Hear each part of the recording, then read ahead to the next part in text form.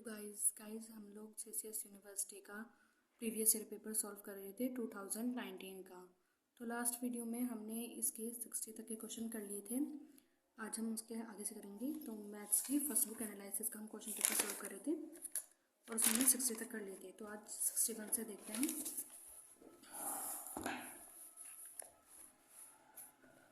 तो यहाँ पे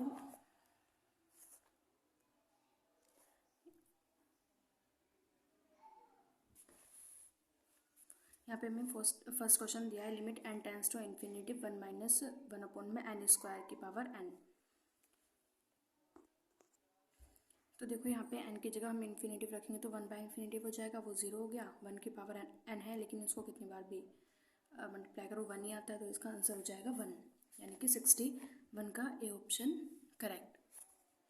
नेक्स्ट क्वेश्चन है 62, consider a sequence Sn such that Sn belongs कर रहा है -1 1 से, देन ये ऑप्शन दे रखा है, इसका every limit point of Sn is in -1 and 1, यानी कि सीक्वेंस का जो लिमिट पॉइंट होगा वो इसमें से होगा, इस सेट में से। और भी ऑप्शन है every limit point of Sn is in -1 and n, इस वाले में से होगा। तो आप इसमें याद रखना भाई, ये वाला 0 तो है ही नहीं इसका लिमिट पॉइंट, तो जो हमारा लिमिट पॉइंट होगा वो इस वाले सेट से होता है, यानी कि बड़े ब्रैकेट वाला जो सेट होता है इसमें से होता है। बी ऑप्शन यहाँ पे हमारा करेक्ट है। 63, let f x y equals to 1 minus cos x plus y upon में x square plus y square and f 0 equals to 1/2 and g x दे रखा है, जी एक्स वाई दे रखा है, और उसमें हमसे कहा है कि ये तब जी एक्स वाई 1/2 के इक्वलेंट तब होगा जब एक्स प्लस वाई 0 के इक्वलेंट है, और जी एक्स वाई ये तब होगा जब x प्लस वाई 0 के इक्वलेंट नहीं है। तो हमें बताना है कि इसमें से कौन सा ट्रू नहीं है। f इज़ कंटिन्यूस ऑन 0 0, ये कंटिन्यूस होगा 0 0 पॉइंट पर। f is continuous everywhere except 0 0, f continuous होगा वहाँ पर उस हर जगह जहाँ पर f is continuous where except 0 0, ये कंटिन्यूस सब जगह पर है सिर्फ 0 0 को छोड़कर, यानी कि जो 0 0 है इस पॉइंट को छोड़कर वो बाकी सारे पॉइंट्स पर कंटिन्यूस है। See g is continuous at 0 0, g continuous है 0 0 पॉइंट पर, g is continuous everywhere, g सभी जगह कंटिन्यूस है। तो इसमें हमारा ए ऑप्शन करेक्ट है, क्योंकि ये एफ कंटिन्यूस नहीं होगा हमारा 0 0 पर। 64, लेट ए एन, हमें सिक्वेंस रखी है a n be a real sequence where summation a n equals to summation n goes 1 to infinitive modulus of a n minus 1, ये छोटा है इन्फिनेटिव से, then the series summation a n x की power n x belong करेगा R से is convergent. ये convergent कब होगी, तो ये हमसे पूछा है। तो यहाँ पे इसमें कुछ क्वेश्चन में कुछ मिसप्रिंट था, जिसकी वजह से ये क्वेश्चन कैंसिल हो गया था, तो हम इसे छोड़ दे रहे हैं, कट कर दे रहे हैं हम इसको। नेक्स्ट पे चलते हैं 65 पे। Improper integral 0 to x y की पावर माइनस का 1/2 डिवाई इज, हमें बताना है कि कंटिन्यूस है या नहीं। तो देखो ये देखने, आप इसको याद रखना कि ये कंटिन्यूस फंक्शन है, क्योंकि ये उस चैप्टर में से जिसमें इसका एवरेज मतलब 2 या 3 मार्क्स का होता है। अब 2 या 3 मार्क्स के लिए इतना बड़ा चैप्टर करूँ तो इससे अच्छा है कि हम जो उसके एग्जाम्पल्स हैं, मोस्ट इंपॉर्टेंट क्वेश्चन है या फिर प्रीवियस ईयर वाले, उन्हें याद ही कर लें। तो आप इसको डायरेक्ट याद कर लेना है, ये कंटिन्यूस होता है क्लोज इंटरवल 0 से ओपन इंटरवल इन्फिनिटी पर। ये ऑप्शन यहाँ पे करेक्ट है हमारा। 66, let f such that R containing R where be a continuous function and f x equals to x plus 1 equals to f x for all x contain कर रहा है R से, देन तब f is bounded above but not bounded below. तब यहाँ पे हमारा function bounded above है पर बाउंडेड बिलो नहीं, रियल नंबर पे। जब x हमारा बिलोंग कर रहा है r से, तब इन्होंने हमसे कहा है कि f बाउंडेड अबव होगा पर बाउंडेड बिलो नहीं। बी ऑप्शन f बाउंडेड होगा but not attend it's bound, f bounded तो होगा लेकिन अपनी बाउंडेड मतलब जिन पॉइंट पर बाउंड है वो नहीं होगा, उस पर नहीं पहुँचेगा। जैसे मान लो हमें मान लिया 1 से 10 तक के पॉइंट्स हमें दे रखे हैं, तो इसने कहा है कि जब उस पर तो 1 और 10 पे ही तक नहीं पहुँचेगा, मतलब इसमें तो रियल नंबर का है। खैर मैंने सिर्फ ये एग्जांपल बताया, कोई सेट है 1 से 10 तक का, तो इसने कहा है वो अपर बाउंड रियल बाउंड अपर और लोअर बाउंड तो होगा पर उसमें वो बाउंडेड पॉइंट्स नहीं होंगे।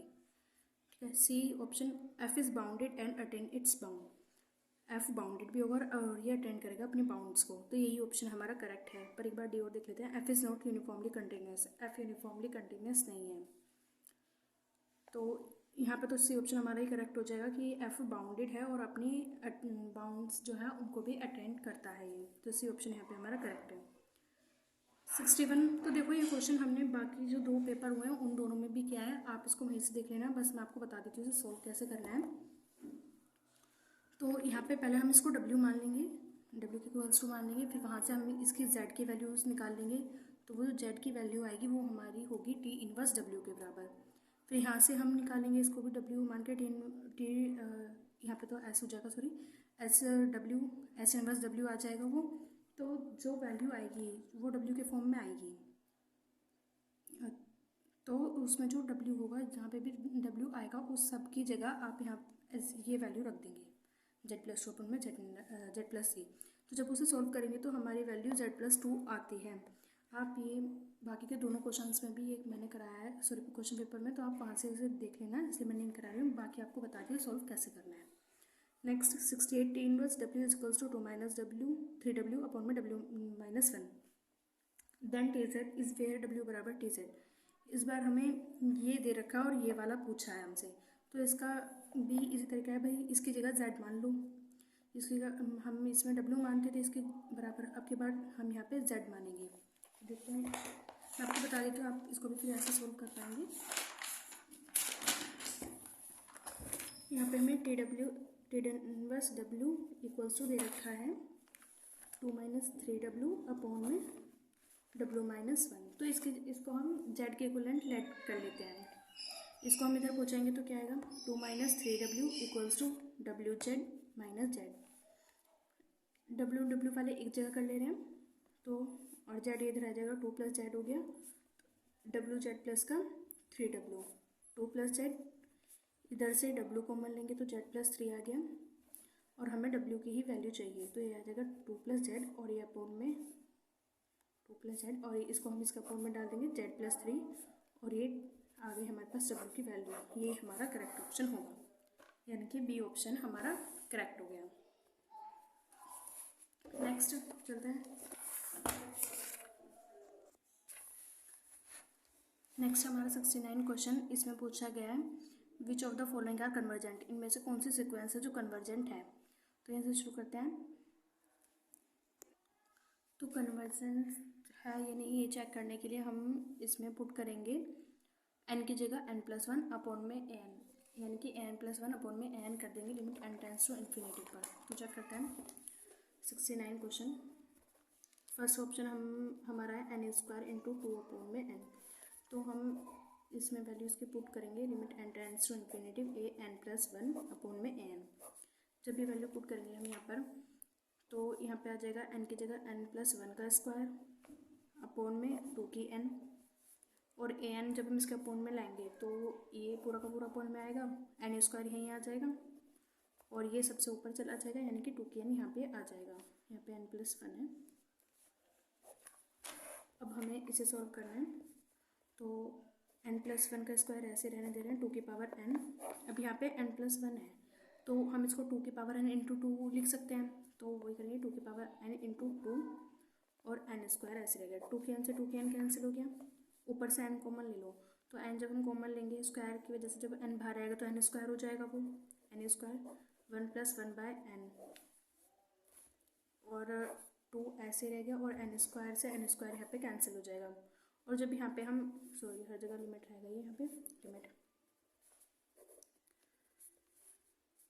और जब यहाँ पे हम लिमिट पुट करेंगे तो 1/∞ हो जाएगा, तो ये तो 0 हो गया, यहाँ पे क्या बचा 1/2, तो ये सीक्वेंस हमारी 1/2 पे कन्वर्ज कर जाएगी। और इसमें क्या पूछा है, यही पूछा है कि हमारी कौन सी कन्वर्जेंट है, तो आगे चेक करने की जरूरत ही नहीं क्योंकि हमारी फर्स्ट ही कन्वर्जेंट आ गई, तो ए ऑप्शन हमारा करेक्ट है।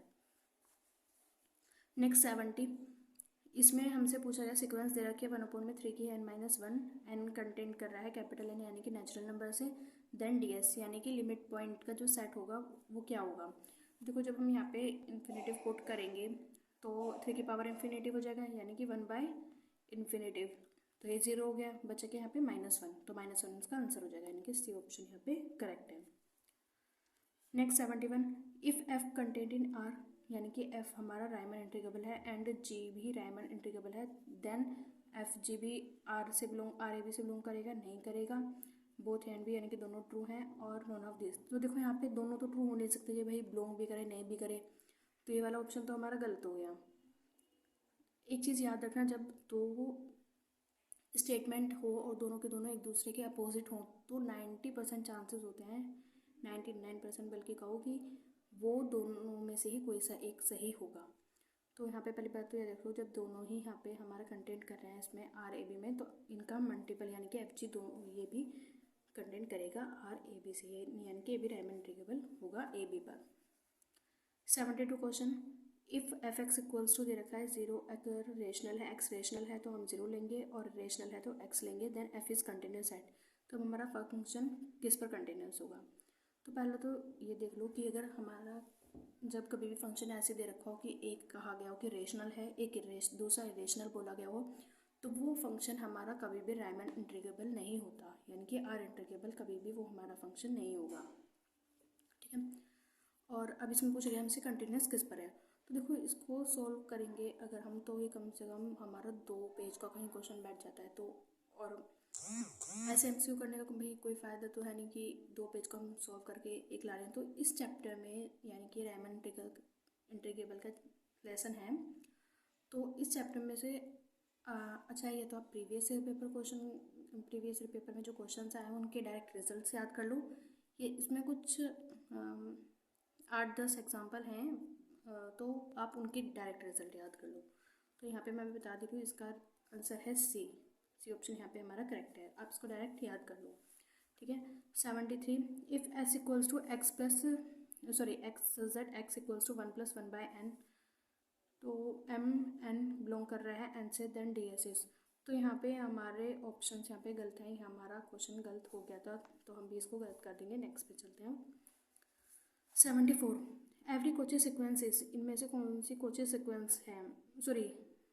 कोची सिक्वेंस है नहीं, every Kochi sequence is, Kochi sequence हमारी कौन सी होती है? तो कोची सिक्वेंस मैंने आपको बताया था कि वो कोची सिक्वेंस हमेशा कन्वर्जेंट होती है और बाउंडेड। भाई जो हमारी कन्वर्जेंट सिक्वेंस होती है कन्वर्जेंट ही बाउंडेड पे होती है, अगर अनबाउंडेड हो जाती है वो तो डाइवर्जेंट हो जाती है। तो सिंपल सी बात है, अगर कन्वर्जेंट है तो बाउंडेड हमेशा ही होगी, लेकिन कन्वर्ज ट्रू नहीं होता कि बाउंडेड है तो कन्वर्जेंट हो, ये ज़रूरी नहीं है, ऑस्किलेटरी भी हो सकती है। तो यहाँ पे हमारा पूछिए कि कोची सिक्वेंस क्या होती है, तो यहाँ पे हमारा बी ऑप्शन सही है, कन्वर्जेंट और बाउंडेड दोनों होती है, B option is correct. 75, every convergent sequence is has limit point, has limit and limit point, has limit point and bounds, D all of the above. तो यहाँ पे हमारा डी ऑप्शन करेक्ट है, जो कन्वर्जेंट सिक्वेंस होती है उसके पास limit भी होती है, लिमिट पॉइंट भी होते हैं, और वो बाउंडेड भी होती है, तो डी ऑप्शन हमारे यहाँ पे करेक्ट है। 76, Cauchy-Riemann equation are for the analytic function fz equals to u plus iota v। हमें कहा गया एनालिटिक फंक्शन, Cauchy-Riemann इक्वेशन का जो एनालिटिक फंक्शन होता है वो u plus iota v होता है, तब इनमें से कौन सा स्टेटमेंट ट्रू है, यानी कि कौन सी इक्वेशन सही है? तो ये मैंने आपको बताया था 2020 के पेपर में, मैंने आपको बताया था ux बराबर होता है vy के और uy बराबर होता है माइनस के vx के, तो यानी कि यहाँ पे हमारा सी ऑप्शन करेक्ट है। 77, if f z equals to u plus iota v, अगर फंक्शन हमें देखा u plus iota v is analytic function, ये एनालिटिक फंक्शन है, एंड यू बराबर ई की power x plus x cos y minus का y sine y, then f z is, हमें यहाँ पे यू दे रखा है नहीं, तो इसमें पूछा कि इसका फंक्शन क्या होगा, यानी कि यू प्लस आईटा वी जो हमारे पास वैल्यू होगी वो क्या होगी। तो इसके लिए देखो, अगर हम इसे सॉल्व करके ये क्वेश्चन लाएंगे तो ये बहुत बड़ा हो जाएगा, तो अच्छा होगा कि जो हमें ऑप्शन दे रखे हैं हम इसे सॉल्व करके ये ले आएँ। तो जब आप इसमें वैल्यू रखेंगे जेड के जगह x plus iota Y put करके, जब इसे सॉल्व करेंगे तो हमारा यू तो यही आ जाएगा, तो जिससे भी हमारा ये वाली वैल्यू मिल जाएगी, यानी कि रियल पार्ट हमारा ये मिल जाए, वही हमारा इसका एनालिटिक फंक्शन हो जाएगा। तो आप इसका खुद करके देखना, इन सब में जेड की जगह x plus iota Y put करना, और एक्स प्लस आईटा वाई, या फिर ज़रूरत पड़ने पे हम जेड की जगह कोस एक्स प्लस आईटा वाई भी पुट कर सकते हैं। तो आप इन दोनों को पुट करके देखना इन सारे ऑप्शंस में, तो हमारा बी ऑप्शन करेक्ट आएगा, आप इसे खुद कर लेंगे। नेक्स्ट 78, 0 to 1 dx अपॉन में x³ 1 + x² इज, तो ऐसे क्वेश्चंस में बस आप यहाँ पे x की पावर देखो, यहाँ पे कितनी एक्स की पावर 3 यहाँ पे है और 2 यहाँ पे है, तो यहाँ पे हो जाएगी एक्स की पावर 6 हो जाएगी यहाँ पे। तो जब तो यानी कि यहाँ पे 1 से बड़ी है भाई। जो ये वाले क्वेश्चंस होते हैं उनमें हमारा ये रूल है कि अगर एक्स सॉरी म्यू बोलते हैं हम इसे, ये फिर ये याद कर लो, एक्स की पावर जो हमारी अगर 1 से बड़ी होती है तो हमारा ये इंटीग्रल कन्वर्जेंट आता है, और अगर 1 के इक्वल है या 1 से छोटी आती है एक्स की वैल्यू एक्स की पावर अगर 1 से छोटी आती है 1 के बराबर, तो हमारा ये डाइवर्जेंट के इक्वलेंट हो जाता है। तो यहाँ पे तो बड़ी है 1 से, तो ये कन्वर्जेंट आएगा, बी ऑप्शन करेक्ट।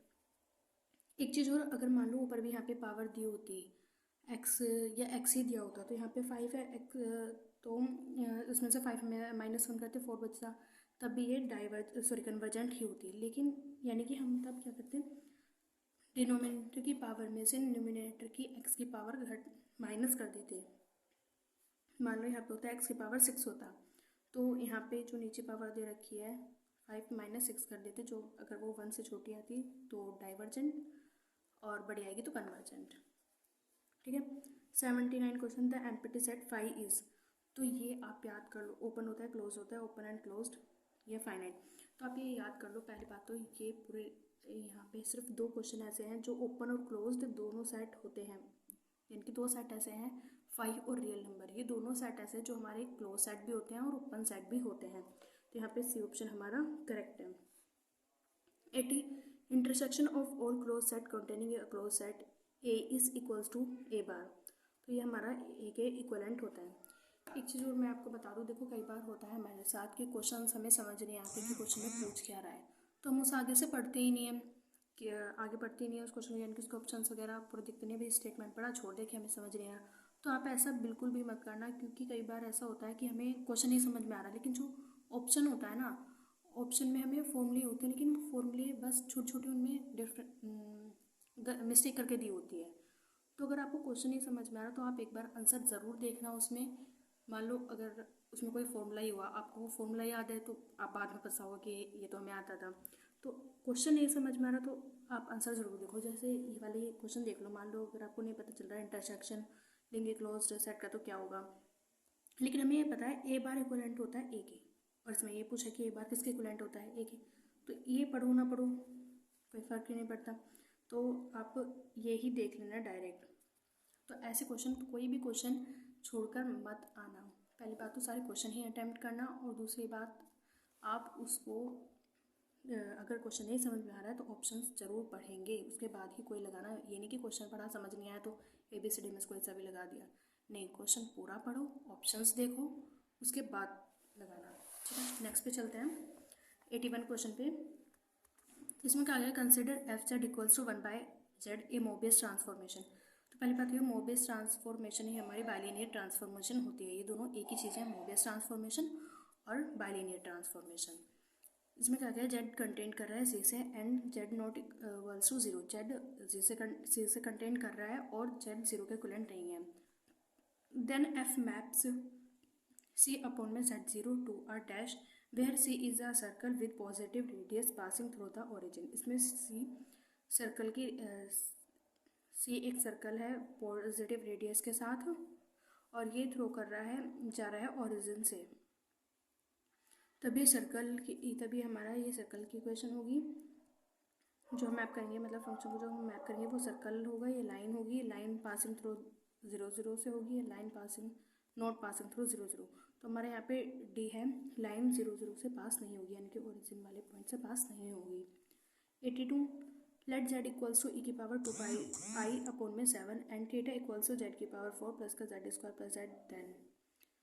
तो ये भाई मैंने आपको अभी बताया था कि इसमें दो चैप्टर कम से कम ऐसे, जैसे इंटीग्रल ऐसा फंक्शन, और एक लेसन और है, तो मतलब ये एक तो चैप्टर ऐसे हैं जिनका एवरेज तो 2-3 नंबर का है, लेकिन पेपर ऐसे करने के लिए मतलब कम से कम आपको लग जाएंगे 6-7 घंटे अगर पूरा क्वेश्चन पेपर करो। तो इसके लिए हमारा फ़ायदा ये भाई, इनके लिए प्रीवियस ईयर जो क्वेश्चन है वो याद है, तो ये उन्हीं चैप्टर में से आता है, तो इसका मैं आपको यहाँ पे डायरेक्ट आंसर बता दे रही हूँ। यहाँ पे सी ऑप्शन हमारा करेक्ट है, थीटा कंटेंट करेगा क्यू से और अंडर रूट डी फ्रॉम, और डी यहाँ पे बड़ा होगा 0 से, यहाँ पे सी है, आप इसको डायरेक्ट याद कर लेंगे। 83 विच इज़ ट्रू, इनमें से कौन सा ट्रू है? क्यू का ड्राइव सेट आर होता है, ये बात सही है। ड्राइव सेट क्या होता है मैंने आपको लास्ट वीडियोस में बताया था, आप वहाँ जाकर देख लेना। क्यू हमारा क्यू का ड्राइव सेट आर होता है, आर माइनस क्यू का भी ड्राइव सेट आर होता है, ये भी सही है। और आर का ड्राइव सेट आर का ड्राइव सेट और क्यू का ड्राइव सेट बराबर ही होता है, क्योंकि आर का ड्राइव सेट खुद आर ही होता है और क्यू का ड्राइव सेट भी आर होता है। तो यहाँ पे तीनों ऑप्शन हमारे करेक्ट है, तो डी ऑप्शन हमारा करेक्ट हो जाएगा, all of above are true. 84 question, if z equals to x plus iota y and z equals to x minus iota y, अगर जेड हमारा एक्स प्लस आइटा वाई और z bar x minus iota y, तब इनमें से कौन सी equation सही है? तो देखो यहाँ पे मान लो अब आपको ये नहीं पता कि ऐसे कौन सी इक्वेशन सही होगी, तो आप इसका ऑप्शन देखो, ये हमारे फॉर्मूलेज भी हैं, Z Z bar models of Z square के बराबर होता है, ये ऑप्शन तो सही हो गया। और जब हम इन दोनों की मल्टीप्लाई करेंगे तो देखो एक्स स्क्वायर तो आ ही जाएगा, एक्स स्क्वायर आएगा, और जब एक्स की आइटम मतलब इन दोनों की मल्टीप्लाई, चलो करके देखते हैं। 84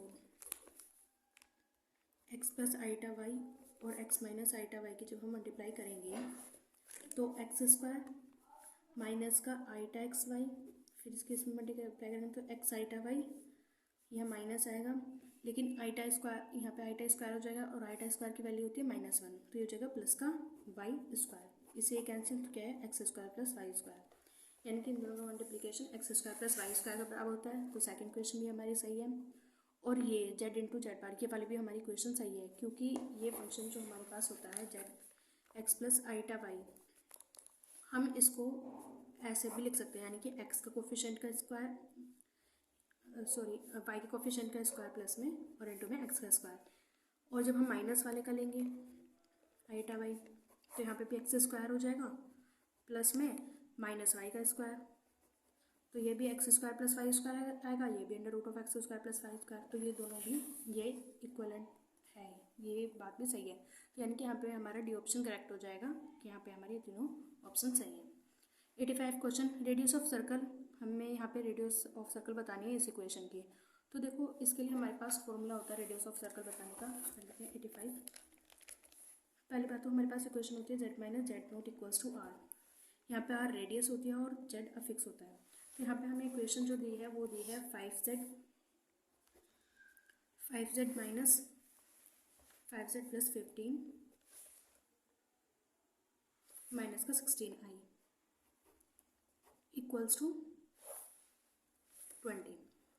तो पहले हम इस इक्वेशन को इससे कंपेयर करने के लिए, तो भाई हमारा z का कोफिशिएंट 1 होना चाहिए, लेकिन यहाँ पे 5 है, तो इस पूरी इक्वेशन को हम 5 से पहले डिवाइड कर देंगे। जब हम 5 से डिवाइड करेंगे तो क्या आएगा, z तो ऐसे रह जाएगा, 5 3 15 होता है 3, और माइनस का 5 से डिवाइड करेंगे 16/5 आइटम, और 20 को डिवाइड करेंगे तो 4 आ जाएगा। तो अब इसकी कंपेयर हम इस वाली इक्वेशन कैसे करेंगे, तो z तो ऐसे रह गया, और ये हमारा फिक्स है लेकिन माइनस में चाहिए, तो माइनस साइन कॉमन ले लो, यहाँ पे क्या बचेगा, जेड नोट की वैल्यू हमारी यहाँ पे आ जाएगी माइनस का 3 प्लस का 16/5, और आर हमारे यहाँ पे हो गया 4। तो ज़रूरी नहीं है वो आपसे रेडियस पूछा, आपसे एफिक्स भी पूछ सकता है, तो याद रखना एफिक्स हम ऐसे निकालते हैं, जेड माइनस जेड नोट वाला फॉर्मूला, आप ये फॉर्मूला याद करो, ये फॉर्मूले से क्वेश्चन 100% आते ही हर पेपर में आया ही है, चाहे फिर वो रेडियस पूछे या फिक्स पूछे आपसे। तो रेडियस हमारी यहाँ पे हो गई 4 और एफिक्स -3 प्लस 16/5, तो यहाँ पे हमारा कौन सा ऑप्शन 4, डी ऑप्शन यहाँ पे हमारा करेक्ट हो जाएगा, 4 हमारी रेडियस आई थी।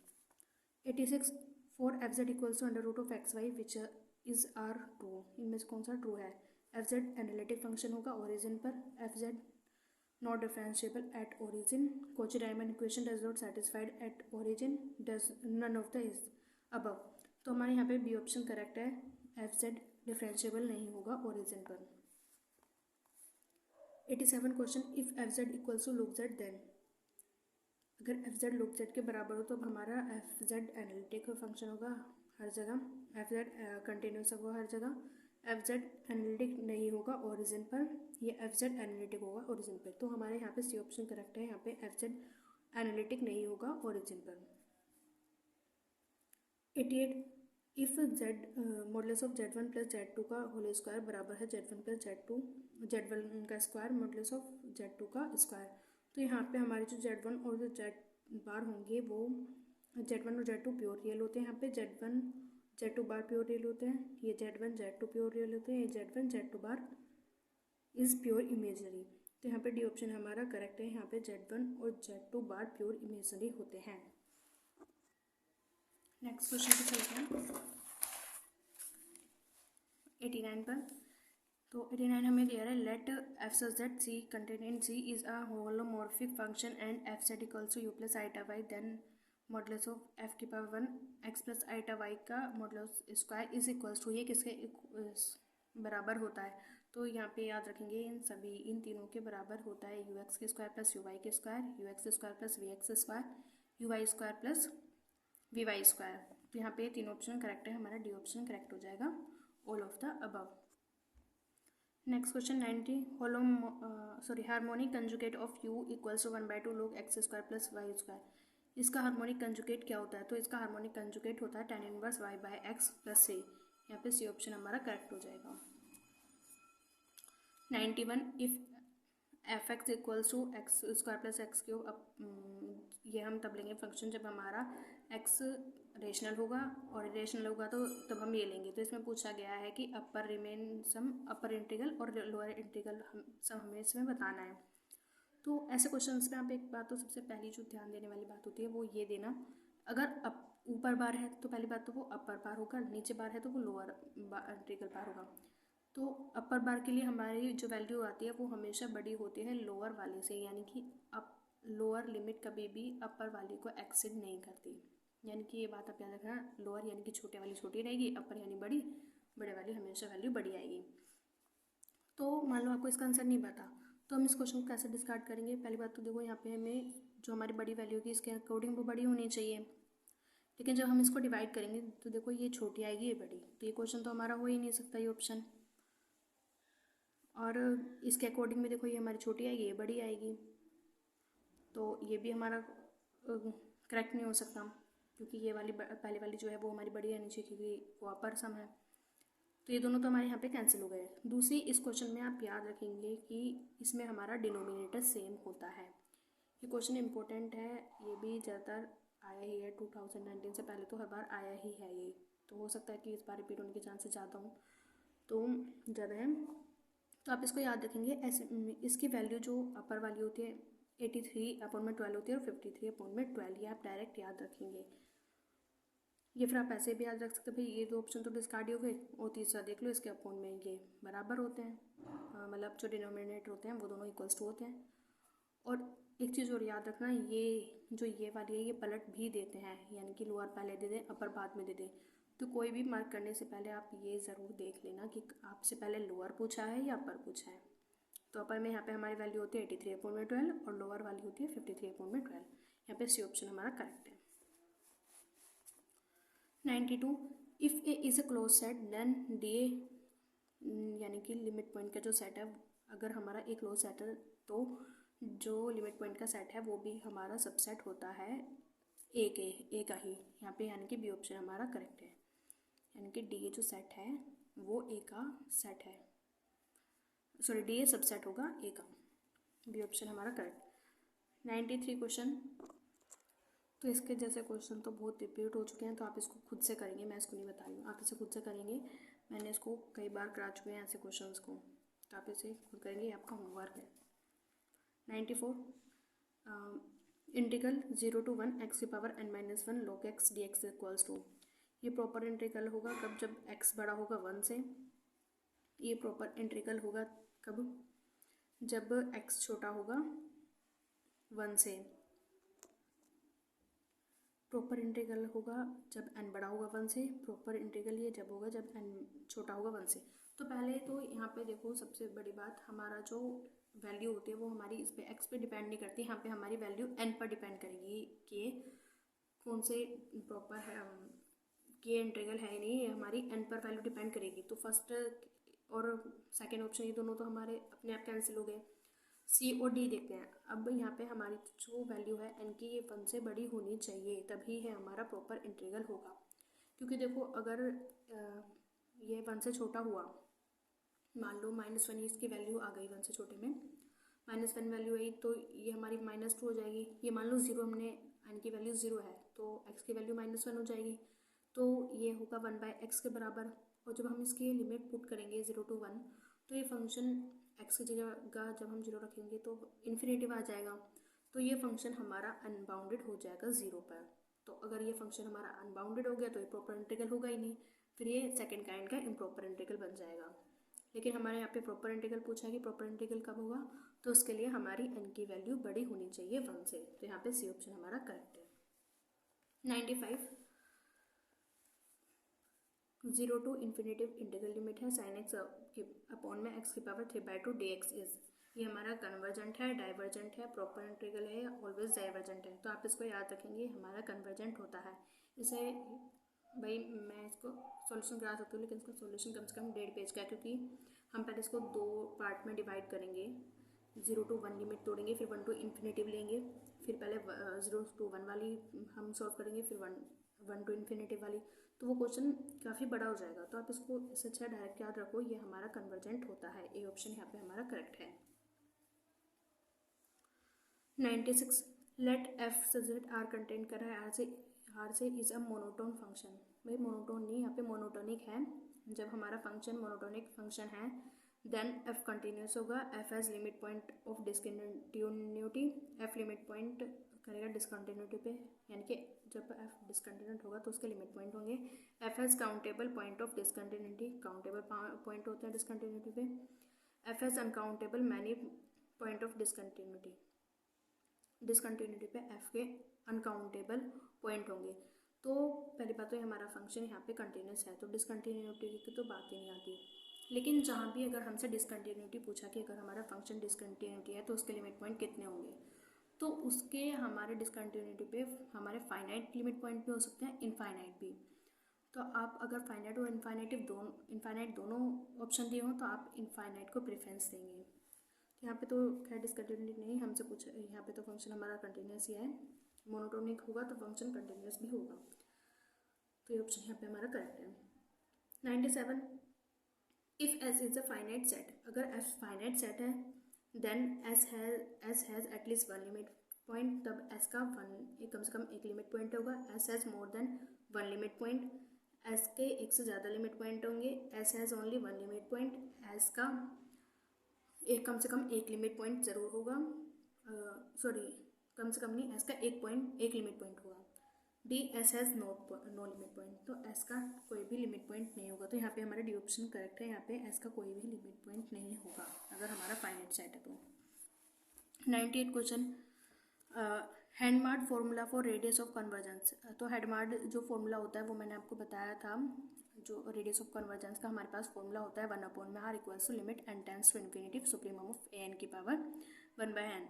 तो यहाँ पे देखो हमारी जो चेंज देता है वो सबसे पहली बात तो यहाँ पे देता है, यहाँ पे याद रखना सुप्रीमम ही होता है। और दूसरी बात जो हमारा हेडमार्ड जो फॉर्मूला होता है ये अकेला ऐसा फॉर्मूला है जिसमें रेडियस ऑफ कन्वर्जेंस हमारी अपॉन में होती है, बाकी समय तो आर इक्वल्स टू ही चलता है। लेकिन आप अगर इसमें आर इक्वल्स टू चलाएंगे तो ये अपॉन में हो जाएगा फिर, तो ये फॉर्मूला आप याद रखना, ये ज़्यादा पूछा ही जाता है क्योंकि जो जितने भी रेडियस ऑफ कन्वर्जेंस के फॉर्मूला उनमें ये थोड़ा डिफरेंट है। 99 क्वेश्चन 0 to इन्फिनेटिव पे साइन एम एक्स अपॉन में c square plus x square d x is, ये कन्वर्जेंट है, डाइवर्जेंट है, एब्सोल्यूट कन्वर्जेंट है, मे बी कन्वर्जेंट। तो ये हमारा एब्सोल्यूटली कन्वर्जेंट है। क्यों? क्योंकि जब हम इसका मॉडुलस फंक्शन जब हम निकालेंगे मॉडुलस लेके, जब हम इसका इंटीग्रल सॉल्व करेंगे तो वो हमारा कन्वर्जेंट आता है। तो जब हमारा वो कन्वर्जेंट आएगा तो उसके अकॉर्डिंग हम बता देंगे कि ये एब्सोल्युटली कन्वर्जेंट होता है, क्योंकि हमारा रूल है मॉडुलस फंक्शन अगर हमारा इंटीग्रेबल है, यानी कि मॉडुलस फंक्शन अगर हमारा कन्वर्जेंट है तो बिना मॉडुलस वाला फंक्शन हमारा एब्सोल्युटली कन्वर्जेंट होता है। ये एक इम्पोर्टेंट स्टेटमेंट है, इस बात को तो आप रट लो। 100 question the transformation W equals to Z plus Z inverse by 2 is, ये हमारा कंटिन्यूस होगा everywhere, not conformal, conformal except at Z equals to +-1, conformal at Z equals to 1। जैसे हम देखते हैं कन्फॉर्मल किस पे होगा, पहली बात तो कन्फॉर्मल है तो भी ऑप्शन तो कट जाएगा, नॉट कन्फॉर्मल नहीं होगा। तो इसे सॉल्व करने के लिए हम क्या करते हैं, जो यहाँ डब्ल्यू है इसको भी हम जेड लेट कर लेते हैं, इसे हम जेड लेट करके सॉल्व करते हैं। तो देखते हैं, ये हमारा आज का लास्ट क्वेश्चन है। ये हमें दे रखा है W equals to z plus z inverse by में 2, और इसे हमने जेड लेट कर लिया, तो ये 2 इधर चला जाएगा, तो क्या आएगा जेड प्लस, जेड इनवर्स है, z inverse equals to 2z। ये इसको हम ऊपर में लाएंगे तो जेड प्लस 1 बाय जेड हो जाएगा, ये हो जाएगा 2z के इक्वलेंट। इसका एलसीएम लेंगे तो जेड प्लस 1, और इस जेड को हम इधर ले जाएंगे तो 2z स्क्वायर हो गया। तो जब आप एक इस क्वेश्चन को सॉल्व करके जेड की वैल्यू निकालेंगे तो वो प्लस माइनस 1 के इक्वलेंट आती है। तो ये कन्फॉर्मल हमारा हो जाएगा जेड बराबर 1 प्लस, तो ये हमारा कन्फॉर्मल हो जाएगा जेड बराबर 1 प्लस 1 बाय 2, यानी कि सॉरी 1, एक minute, conformal except eight Z equals two plus minus 1, यानी कि प्लस माइनस 1 को छोड़कर ये सब जगह कन्फॉर्मल हो जाएगी ये वैल्यू। तो सी ऑप्शन हमारा यहाँ पे करेक्ट है। तो आज हमारा 2019 का क्वेश्चन पेपर भी सॉल्व हो गया है।